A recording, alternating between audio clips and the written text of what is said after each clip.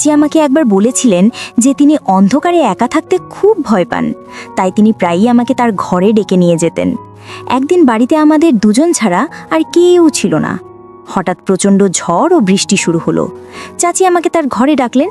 যখন ঘরে ঢুকলাম, চাচিকে দেখে আমি চমকে গেলাম, কারণ তিনি অনেক সুন্দর ছোট জামা পরেছিলেন। চাচা তখন কয়েক মাসের জন্য বাইরে গিয়েছিলেন। কাজের খাতিরে চাচি আমাকে একদিন অন্ধকারের অজুহাতে তার ঘরে ডেকেছিলেন।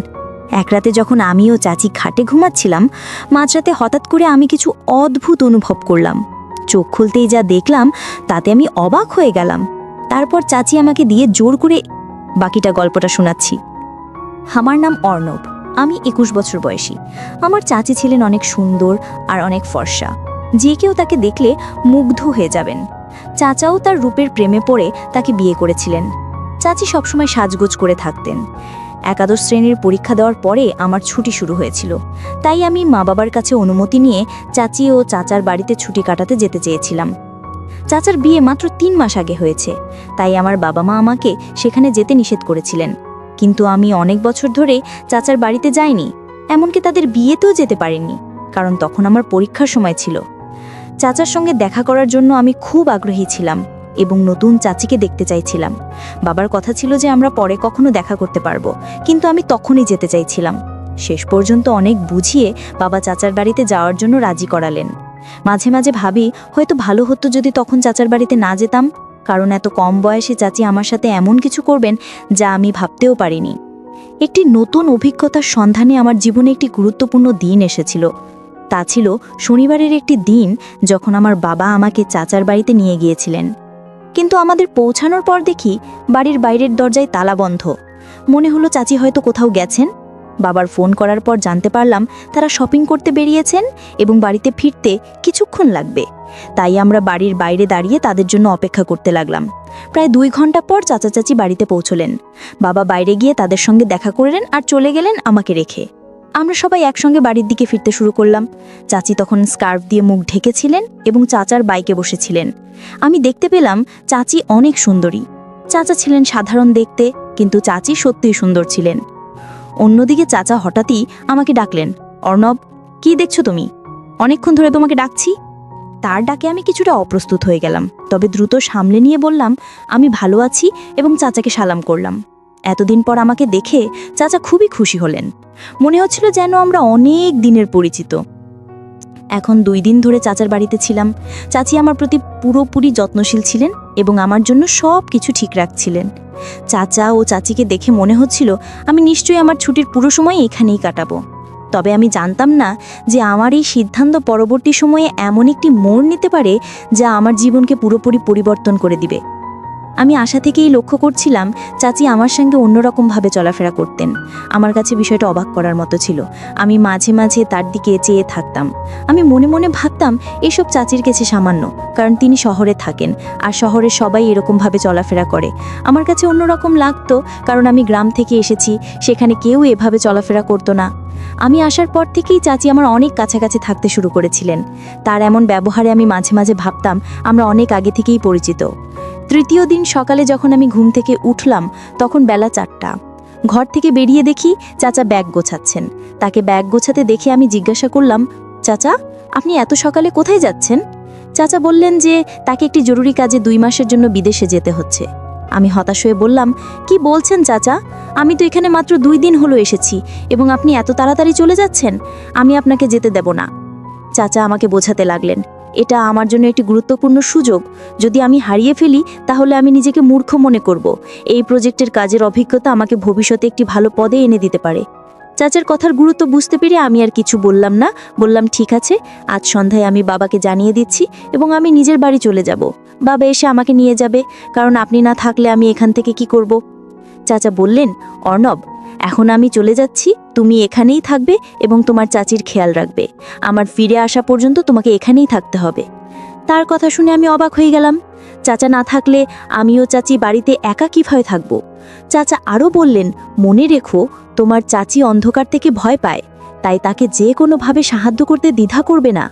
আমি তখন কিছুটা অস্থির হয়ে পড়েছিলাম এবং চাচি মানে অন্ধকারে ভয়, এটা আমার কল্পনাতেও ছিল না। চাচি সম্পর্কে নতুন তথ্য আমাকে কিছুটা হতাশ করেছিল।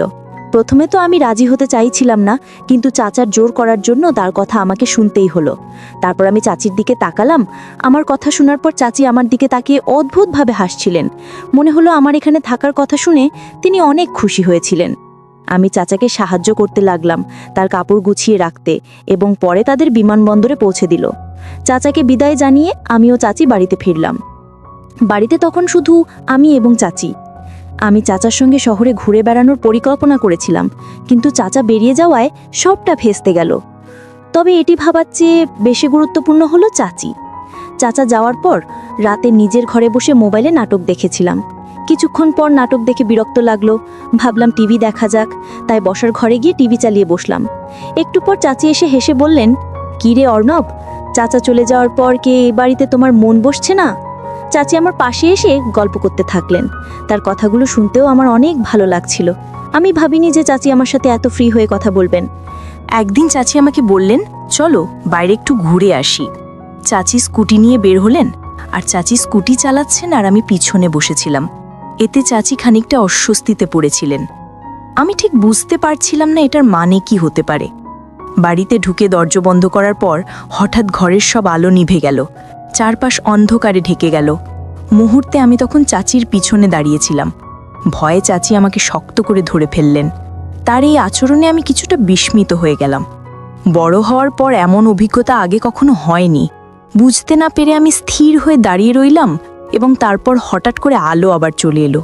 আলো আসতেই তিনি সোজা হয়ে আমাকে ছেড়ে দিয়ে বললেন, "মাফ করে দাও, অন্ধকারে আমি ভয় পেয়েছিলাম", এবং মৃদু হাসি দিয়ে তার ঘরে চলে গেলেন। আমি হতভম্ব হয়ে গিয়েছিলাম এবং ভাবছিলাম যা ঘটছে তা ঠিক হচ্ছে না। কিছু সময় পরে চাচার বলা কথা মনে পড়ল। চাচা বলেছিলেন চাচি অন্ধকারে ভয় পান এবং তোমার দায়িত্ব তার দেখভাল করা। তখন বুঝলাম চাচি আমাকে অন্ধকারের অজুহাত দেখিয়ে জড়িয়ে ধরেছিলেন। রাতের বেলা আমি ঘরে গিয়ে শুয়ে পড়লাম, কিন্তু চাচির কথা বারবার আমার মনে চলে আসছিল। তিনি ছিলেন বেশ আধুনিক, আর আমি তো এক গ্রামের ছেলে, তাই তার আচরণগুলো আমার জন্য খুবই অন্যরকম লাগছিল। হয়তো তার কাছে সামান্য ছিল। পরের দিন সকালে উঠে দেখি চাচি রান্নাঘরে চা তৈরি করছেন। তার দিকে তাকাতে কিছুটা অস্বস্তি হচ্ছিল, কারণ তিনি এখনও রাতে যা করেছিলেন তিনি মনে হয় আমাকে তা ভুলতে দেননি। যখন আমি জল পান করতে রান্নাঘরে গেলাম, তখন চাচি আবার আমাকে বললেন। আমি কিছুটা অবাক হয়ে গেলাম, কারণ আগের দিনের ঘটনা এখনও আমার মাথা থেকে বের হয়নি। তিনি হাসি মুখে বললেন, "আরে অর্ণব, কিসের এত লজ্জা? আমি তোমার চাচি, আর চাচির কাছে কোনো কিছু লজ্জা করতে হয় না। কিন্তু গত রাতে আমি সত্যি খুব ভয় পেয়েছিলাম। যদি তোমার খারাপ লাগে তবে আমাকে মাফ করে দিও। তুমি আমার ভাতিজা, আমার ছেলের মতো, এবং আমি তোমার চাচি, তাই তোমার সঙ্গে অধিকার আমার আছে।" চাচির এই আচরণে আমি কিছুটা হাসলাম, কিন্তু তার এমন আচরণগুলি আমার মনের নতুন এক অনুভূতি তৈরি করতে শুরু করলো। আচমকা মনে হলো আমি এখন বড় হয়ে যাচ্ছি, আর চাচা হয়তো বুঝতে পারেননি যে চাচি এমন কিছু করতে পারেন। কিছুদিন পরে এক সন্ধ্যায় মোগলাই খাবার ইচ্ছা হলো। ভাবলাম চাচিকে বলবো, তাই তার ঘরের দিকে গেলাম। চাচির ঘরের দরজা সামান্য খোলা ছিল, তাই অনুমতি ছাড়াই ঢুকে পড়লাম। তিনি বালিশে হেলান দিয়ে মোবাইলে দেখছিলেন, আর তাকে এই অবস্থায় দেখে আমি কিছুটা অস্বস্তি অনুভব করছিলাম। দরজার কাছে দাঁড়িয়ে আস্তে করে তাকে ডাকলাম, কিন্তু তিনি শুনলেন না। মোবাইলে মনোযোগ থাকার কারণে আমার ডাক তার কানে পৌঁছায়নি। একটু সাহস সঞ্চয় করে ধীরে ধীরে তার পাশে গিয়ে দাঁড়ালাম। আমি যখন চাচির মোবাইলের দিকে তাকালাম, তখন চোখ কপালে ওঠার মতো অবাক হলাম। যা দেখেছিলাম তা আমার কাছে একদম নতুন ছিল। খানিকটা অস্বস্তি হচ্ছিল, তাই তাড়াতাড়ি দরজার কাছে ফিরে গিয়ে চাচিকে একটু জোরে ডাকলাম। চাচি হঠাৎ চমকে উঠে বসে পড়েন এবং কিছুটা বিস্মিত হয়ে বললেন, "কি হয়েছে?" আমি বিষয়টা এড়িয়ে গিয়ে শুধু বললাম, "কিছু না।" তারপর নিজের ঘরের দিকে চলে গেলাম। ঘরে ফেরার পথে মনে পড়ছিল চাচিকে আজ একটু আলাদা লাগছে। রাতের বেলা ভারী বৃষ্টি হচ্ছে। হঠাৎ বিদ্যুৎ চলে যাওয়ায় চাচি আমাকে ডাকলেন। আমি তার ঘরে গেলে চাচি আমাকে বসতে বললেন। তাকে দেখে মনে হচ্ছিল তিনি বেশ সুন্দর লাগছিলেন। চাচি বললেন, "অর্ণব, তুমি যতক্ষণ লাইট আসে আমার পাশে থাকতে পারো। আমাকে অন্ধকারে ভয় লাগে।" আমি সেখানে থাকতে রাজি হলাম। আমরা কিছুক্ষণ ধরে কথা বলতে লাগলাম। চাচি আমাকে জানালেন চাচা ও চাচির খুব তাড়াতাড়ি বিয়ে হয়েছিল। তিনি বললেন, আমারও তোমার চাচার 1 বছর আগে প্রথম সাক্ষাৎ হয়েছিল এবং আমাদের প্রেম এত দ্রুত বাড়তে থাকে যে আমরা কিছুদিনের মধ্যেই বিয়ের সিদ্ধান্ত নিই। গল্প করতে করতেই সময় চলে যায়। যখন আমি ফের ঘরে যাওয়ার কথা ভাবছিলাম, তখন চাচি আমায় বললেন, অর্ণব, যদি তোমার আপত্তি না থাকে তাহলে কি তুমি আজ রাতে আমার ঘরে থাকতে পারো? আমার মনে কোনো দ্বিধা ছিল না, কারণ চাচিও আমি একা ছিলাম। তার সাথে গল্প করতে আমার বেশ ভালোই লাগতো, তাই আমি রাজি হয়ে গেলাম। আর চাচাও আমাকে আগেই বলে রেখেছিলেন যে চাচির খেয়াল রাখতে। সারা রাত বৃষ্টির আওয়াজ চলছিল এবং আমি ঘুম থেকে উঠে দেখলাম চাচি অত্যন্ত আনন্দিত, যা আগে কখনো তার মুখ দেখিনি। ব্রেকফাস্টের সময় তিনি আমাকে বলেছিলেন, এখন বৃষ্টির দিন, তাই তুমি আমার ঘরে থাকতে পারো। চাচি আমাকে বলেছিলেন, যদি তোমার কোনো সাহায্য প্রয়োজন হয় তাহলে বিনা দ্বিধায় জানাতে পারো। রাতে আমরা গল্প করছিলাম, কিন্তু হঠাৎ করে আমার শরীরটা একটু খারাপ লাগতে শুরু করলো। চাচির কথাগুলো কিছুটা অস্বস্তিকর লাগছিল, যদিও ঠিক বুঝতে পারছিলাম না কেন। শরীর খারাপ লাগলেও কোনোভাবে তার ঘরে বসে রইলাম। এখানে আসার পর থেকে চাচি আমাকে রোজ রাতে 1 গ্লাস করে দুধ পান করতে দিতেন। আজও তিনি দুধের গ্লাস নিয়ে আসলেন। আমি খেতে খেতে গল্প চালিয়ে যেতে থাকলাম। একসময় অজান্তে ঘুমে ঢুলতে শুরু করলাম আর কিছুক্ষণ পরে ঘুমিয়ে পড়লাম। চাচিকে যান রাতে আরও সুন্দর লাগছিল, তবে মনে নানা রকম চিন্তা ভিড় করছিল। তার পরের দিনের কথা মনে একটা অদ্ভুত লাগছিল, যখন দেখলাম চাচি বাইরে গেছেন আর তার ফোনে বারবার কল আসছে। হঠাৎ পেটে আবার ব্যথা শুরু হয়। আমি তখন বাবাকে ফোন করে জানালাম যে বাড়ি ফিরতে চাই। বাবার কথায় চাচি কিছুটা বিরক্ত হয়ে বললেন, কি, তোমার চাচা কি তোমাকে বলেনি যে আমাকে দেখতে হবে? এখনই যেতে পারবে না। চাচির কথা শুনে আমি কিছুটা অবাক হয়ে গেলাম। কি সম্পর্ক আর কি দেখার কথা? সব কিছু জট পাকিয়ে গেল। আমি যখন বিষয়টা জানতে চাইলাম, তিনি বললেন, আমি জানি না, তবে তোমাকে এখানেই থাকতে হবে। চাচি আমাকে যেতে না দেওয়ার জন্য জোর করছিলেন, কিন্তু পেটের ব্যথা ততক্ষণে বেড়েই চলছিল। এই অবস্থায় আমি বেশ অস্থির হয়ে উঠেছিলাম, কারণ ব্যথা কমার কোনো লক্ষণই ছিল না। কিন্তু আমি বুঝতেই পারছিলাম না কেন আমি এমন হচ্ছি। এমন অভিজ্ঞতা আমার জন্য নতুন ছিল। চাচা বাইরে গেছেন প্রায় 1 সপ্তাহ। সন্ধ্যা 7টায় বাড়ির বেল বেজে উঠল। ফলে চাচি দরজা খুলতে গেলে দরজা খুলতেই পুলিশ দাঁড়িয়েছিল। পুলিশকে দেখে চাচি কিছুটা ভয় পেয়ে গেলেন। পুলিশ চাচিকে জিজ্ঞাসা করলেন, আপনার আসল উদ্দেশ্য কি? আমি কিছুই বুঝতে পারছিলাম না। এদিকে আমার পেছনে বাবা চাচাকে নিয়ে হাজির হলেন, আর চাচার হাতে বেশ কিছু ফাইল ছিল। হঠাৎ আমি বলে উঠলাম, চাচা, আপনি তো কাজের জন্য 2 মাসের জন্য বিদেশে গিয়েছিলেন। এরপর বাবার দিকে ফিরে জিজ্ঞাসা করলাম, সব কিভাবে ঘটছে? বাবা আমাকে জানালেন, যখন তোমাকে এখানে রেখে আসি তখন আমি থানায় গিয়েছিলাম। সেখানে এমন এক মেয়ের সম্পর্কে জানতে পারি যার খোঁজ আমার সহকর্মীরা করছিল।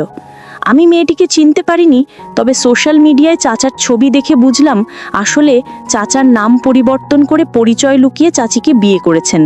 চাচার ফোন কেটে যাওয়ার পরেই বাবার কাছে বিস্ময়কর তথ্য এলো যে চাচা ও চাচি বেআইনি কাজে জড়িত ছিলেন এবং অন্যদের ফাঁদে ফেলে এভাবে তার টাকা ইনকাম করতেন। আমার সাথে এমনটা ঘটাতে চাইছিলেন। তখনই বুঝলাম কেন আমার পেটের ব্যথা অস্বস্তি হচ্ছিল। চাচা সম্ভবত লুকিয়ে আমাকে এমন কিছু পান করিয়েছিলেন যাতে আমার অস্বাভাবিক লাগছিল, আর চাচিও তা জানতেন। গত রাতের ঘটনাগুলো মনে করতে শুরু করলাম। মনে হলো চাচা ও চাচি সম্পর্কের মূল্য না দিয়ে কেবল দ্রুত টাকা কামানোর মোহে অন্ধ হয়ে গিয়েছিলেন। ধীরে ধীরে বিষয়টা পরিষ্কার হলো কেন চাচা এত দ্রুত এই শহরে